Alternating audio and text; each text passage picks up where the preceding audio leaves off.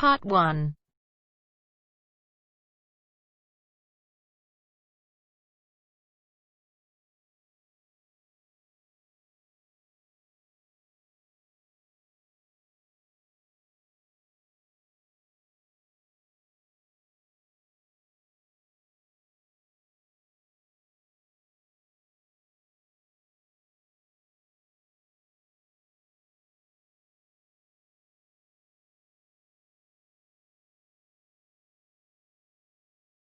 Write all your answers in the listening question booklet. At the end of the test, you will be given 10 minutes to transfer your answers to an answer sheet. You will hear a telephone conversation between a woman and the secretary of a cycling club. First, you have some time to look at questions 1 to 10.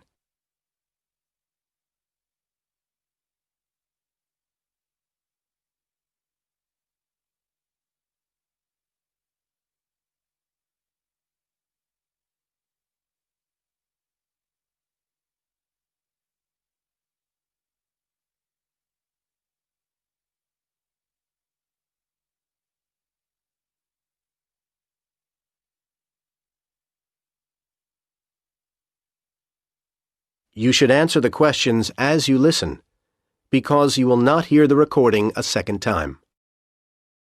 Listen carefully to the conversation and answer questions 1 to 10. Cuxford Cycle Club? Oh, yes, hello. I'm calling to inquire about joining the club. Fine. What would you like to know?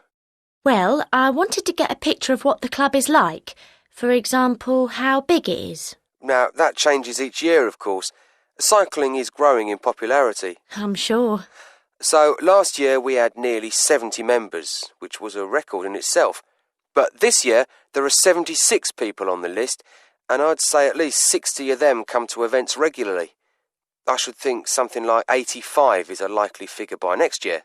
That's bigger than I expected. Yes, there are plenty of opportunities to meet people.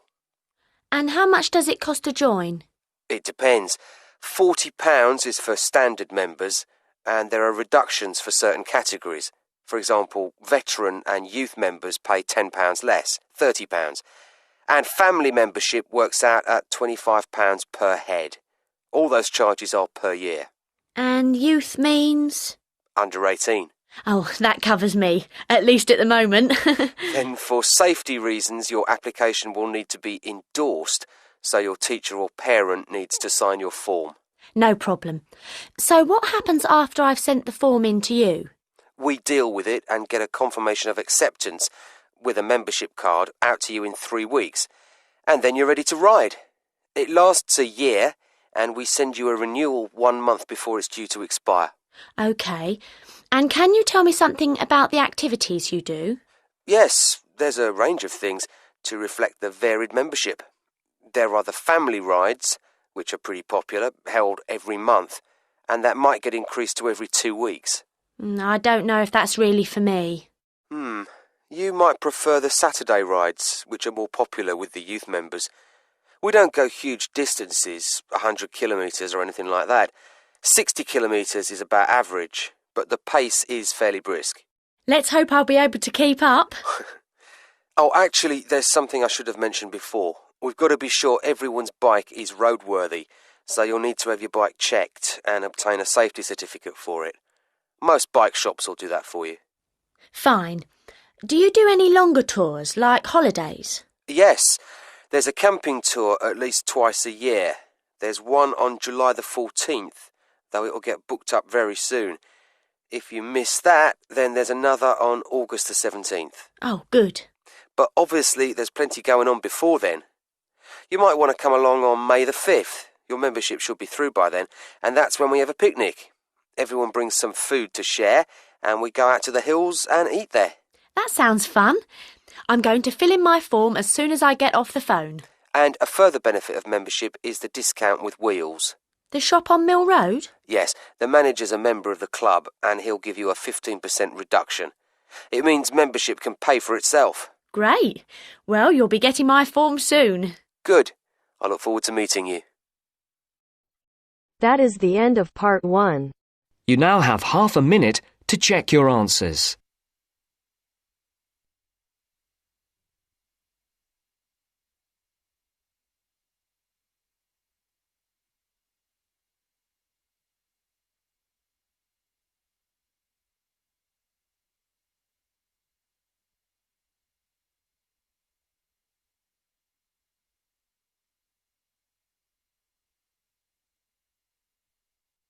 Now turns to Part 2. Part 2.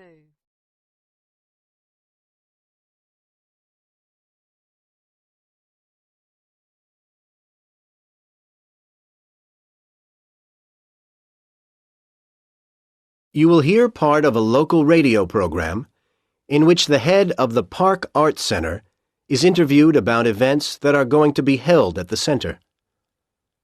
First, you have some time to look at questions 11 to 20.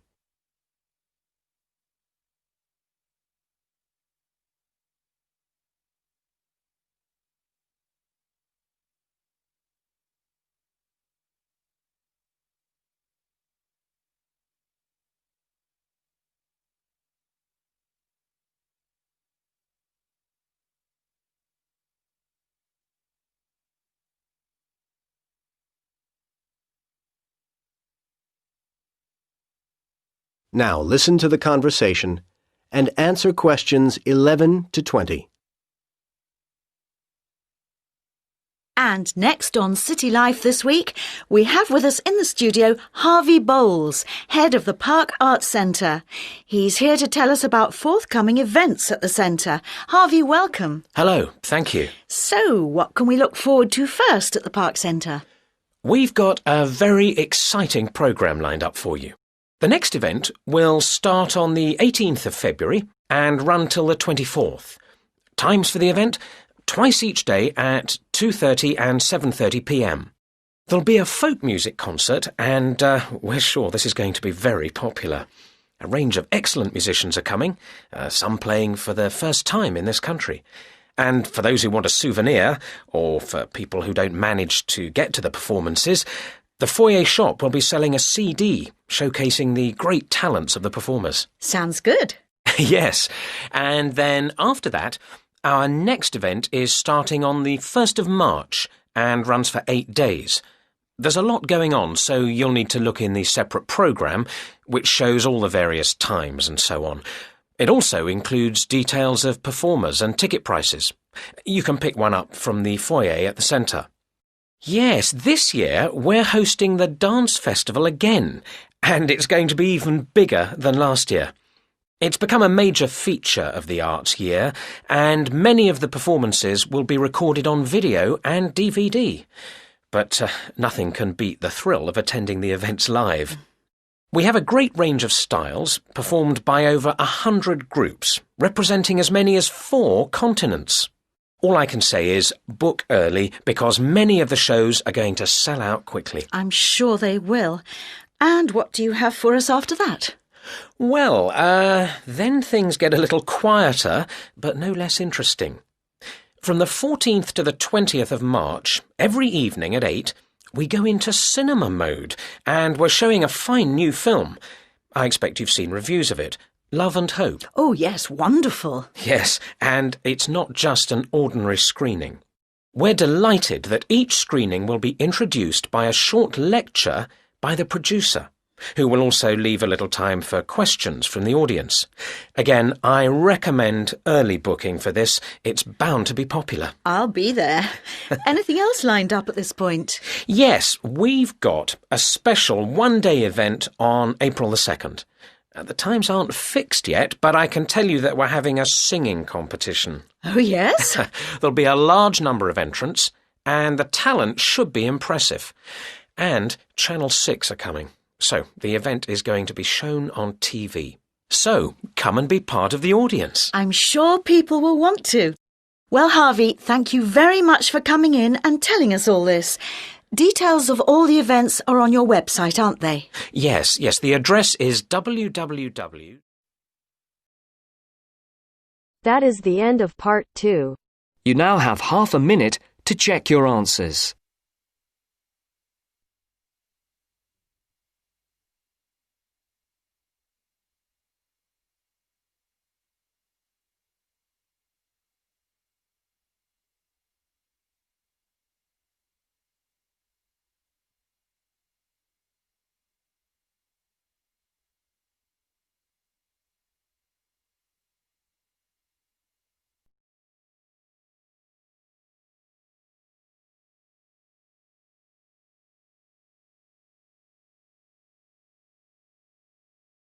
Now turns to Part 3.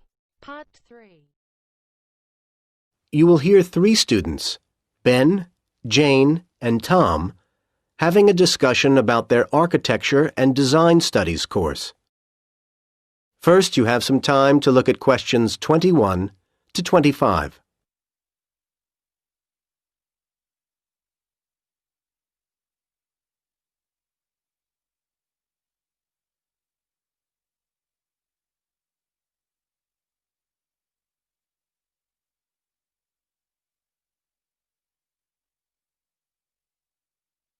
Now listen to the first part of the conversation and answer questions 21 to 25. So, Tom, did you manage to get all your reading done? Yes, Ben, I did. What about you, Jane? Me too, though it took much longer than I thought it would. Yeah. Some of those dissertations are really long, aren't they? I'm not looking forward to having to write mine. Well, that's not till next year. So, shall we compare thoughts about our reading? Let's start with 20th century architecture. I thought it was pretty impressive. There was quite a bit of detail. Yeah, all very relevant. I enjoyed the pictures, the diagrams and photos.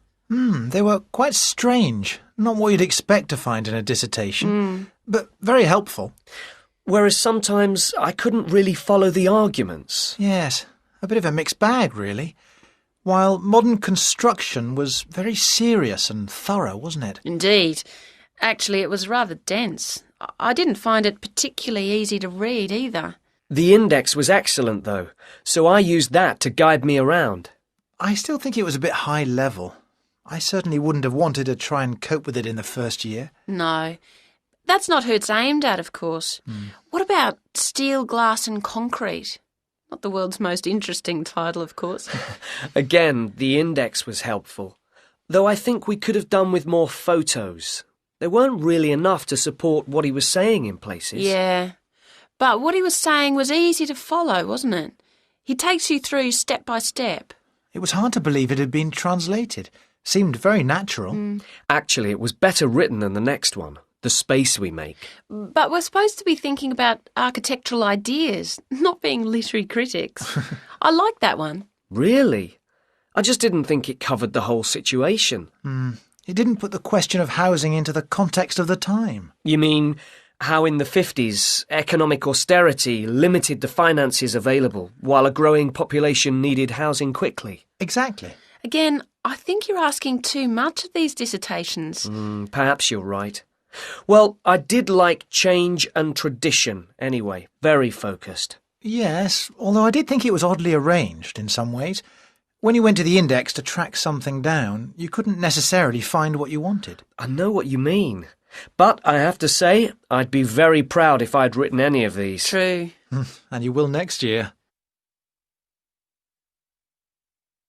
Now you have some time to look at questions 26 to 30.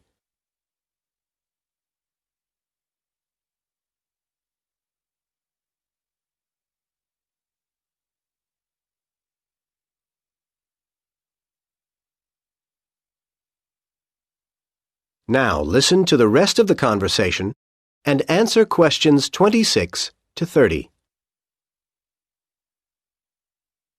Never mind next year. It's this year that's the problem. I'm never going to get this assignment done. Yes, you are. Come on, let's make a plan for you.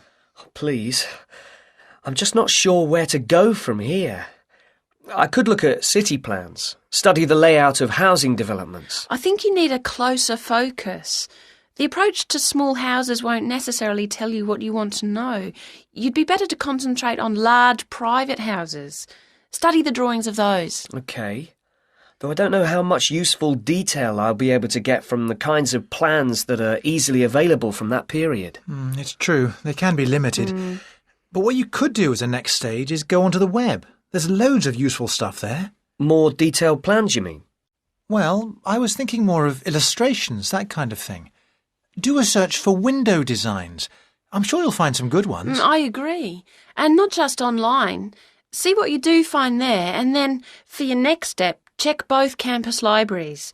I think you'll be able to get hold of books which will give you further information. And you need to know more about typical furniture of the time. This is all very helpful. Thanks, guys. I'm beginning to think I should be able to get something done for Dr. Forbes after all. At least I can see I'll be in a position to tell him the section headings. Well, a bit more than that would be better. Put your outline plan together and give him that to look at. Yes. But I'll still need to keep reading, won't I? Yeah. Once Dr. Forbes has okayed what you've done at that point, you could then go and see Dr. Gray. He's very approachable, and I'm sure he'd be happy to provide you with further references, and then you could take it from there. That'd be really useful. Well, thanks again. Let me get you both another coffee.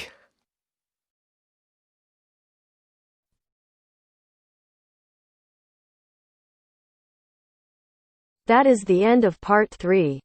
You now have half a minute to check your answers.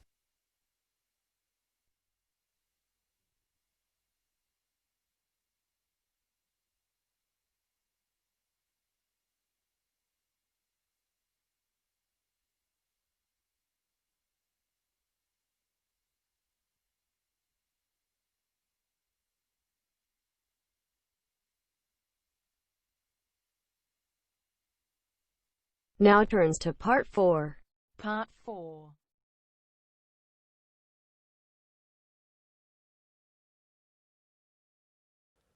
You will hear part of a lecture about the early history of cinema. First, you have some time to look at questions 31 to 40.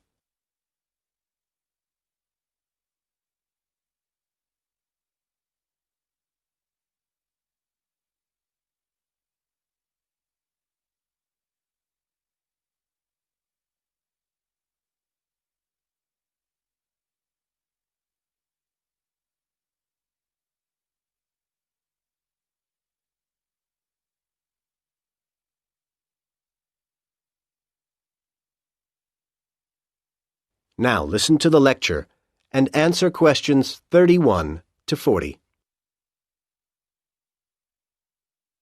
Now, we all take the wonders of the cinema very much for granted these days, but cinema really is a very recent phenomenon.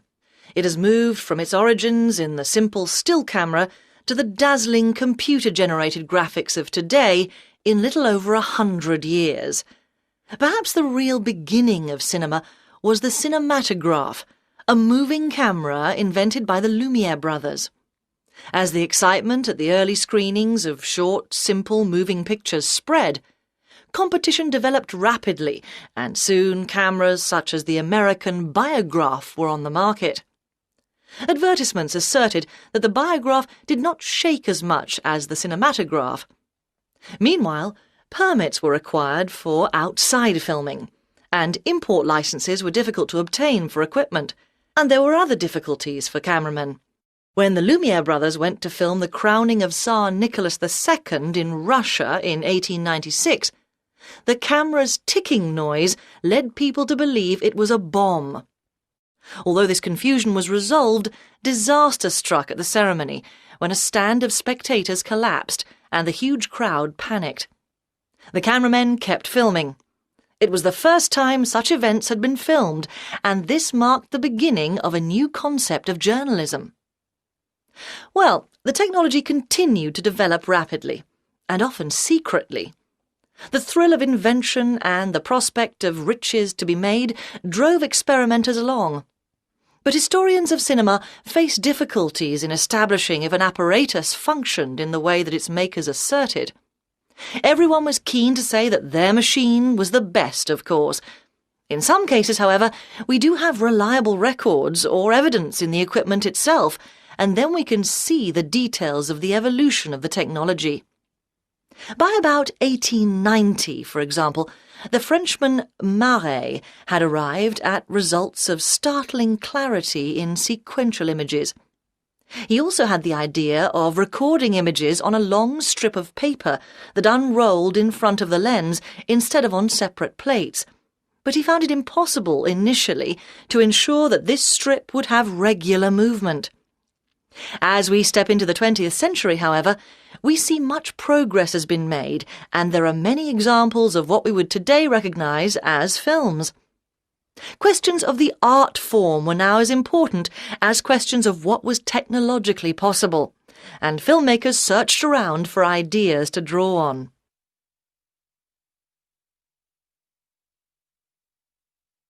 Comic strips were very popular at the time in newspapers, and their structure was applied to the planning of films, which were now being mapped in a series of picture panels. Different innovations were achieved by different types of filmmaker, with a certain amount of rivalry between makers of documentaries and makers of fiction films.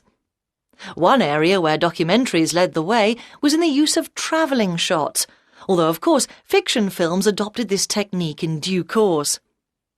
Various sources for stories were developing, and each would have an impact on the way the story was filmed.